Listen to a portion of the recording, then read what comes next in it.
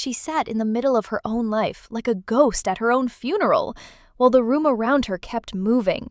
Voices passed, dishes clinked, days stacked up like unopened mail. And little by little, she learned the cruelest kind of loneliness: being seen but not felt. At first, she kept speaking.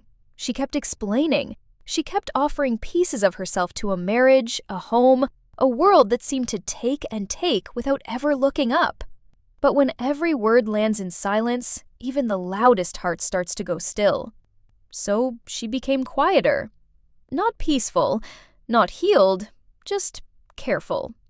And then careful turned into distant. In public, she wore the right smile, the one that says everything is fine when everything is breaking. She laughed at the edge of conversations, stood in pictures, nodded at the right moments.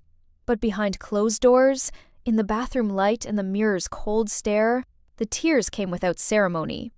Invisible pain has a strange talent. It can live behind a perfect face for years. Then came the moment that hurt most.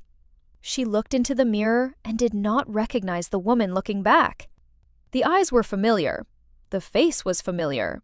But the spark, the softness, the sense of self had slipped away so quietly that no one noticed the theft. And that is how many women disappear. Not in one dramatic collapse, but in 1,000 small silences. But disappearing is not the same as ending. Somewhere beneath the exhaustion, beneath the shame, beneath the long habit of being small, something remembers its name. And when that happens, the return begins. If this feels familiar, you are not alone. Some women do not lose themselves all at once. They are slowly convinced to hand themselves over, and the bravest thing they ever do is come back.